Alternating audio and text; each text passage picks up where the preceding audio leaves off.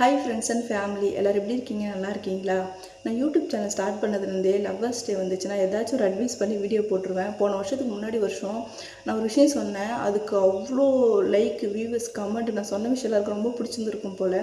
இந்த வாட்டி அந்த அளவுக்கு எதுவும் அட்வைஸ் பண்ணுறதா இல்லைங்க. ஏன்னா நான் எது சொன்னாலும், நானும் இல்லை, யார் எது சொன்னாலும் இந்த காதில் வாங்கி இந்த காதில் விட்டுட்டு போயினே இருக்க போகிறாங்க. லவ் பண்ணுறவங்களும் சரி, லவ் பண்ண போகிறவங்களும் சரி.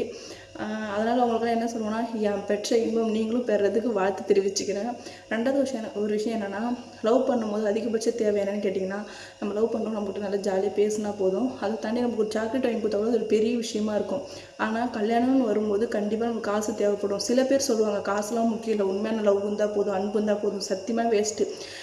நிறைய பேர் ரொம்ப சின்சியராக லவ் பண்ணி கல்யாணம் பண்ணியிருப்பாங்க. கல்யாணம் பண்ணிவிட்டு ஆனால் காசு இல்லாத என்ன பண்ணுவாங்க, லவ் பண்ணவங்க ஊரில் விட்டுட்டு ஃபாரினில் போய் கஷ்டப்படுறாங்க. இன்னமும் சில பேர் கஷ்டப்பட்டு தான் இருக்கிறாங்க. 2 வருஷத்துக்கு ஒரு டைம் ஊருக்கு போவாங்க, வருவாங்க, அவ்வளோதான். இதுக்கு மெயின் காரணம் என்னென்னா, நம்ம லவ் பண்ணுறவங்க கூட சேர்ந்து வாழ முடியாமல் தடுக்கிறது ஒரே காரணம் இந்த பணம் மட்டும்தான். அதனால் முடிஞ்ச அளவு கல்யாணத்துக்கு முன்னாடியே என்ன பண்ணுங்கள், நல்லா சம்பாதிங்க. நல்லா படிக்கிற பிள்ளைங்களா, ஸ்கூல் போங்க, காலேஜ் போங்க, காலேஜ் முடிச்சுட்டு ஒரு வேலைக்கு போங்க. இல்லைப்பா எனக்கு படிப்பு வரல அப்படின்னா, படிப்பை தாண்டி நிறைய விஷயம் இருக்குது நம்ம லைஃப்பில் சம்பாதிக்கிறதுக்கு. அதை கற்றுட்டு சம்பாதிச்சு ஓரளவுக்கு செட்டில்டாக ஆகுங்க.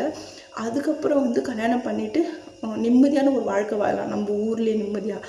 அதை விட்டுட்டு எந்தெல்லாம் உண்மையான காதல், ஏன் அது காசே தேவைன்னு சொன்னீங்கன்னா எப்படின்னா கெட்டு சீரைங்க. அதுக்கு நம்ம ஒன்றும் சொல்ல போகிறதில்ல.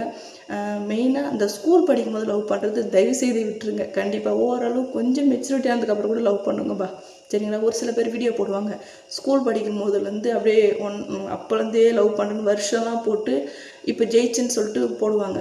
அது ஓரளவுக்கு ஏதோ ஒரு சில பேருக்கு தான்ப்பா அதெல்லாம் செட் ஆகும், நிறைய பேருக்கு செட் ஆகாது. இதெல்லாம் நம்பி ஏமாந்து போகாத.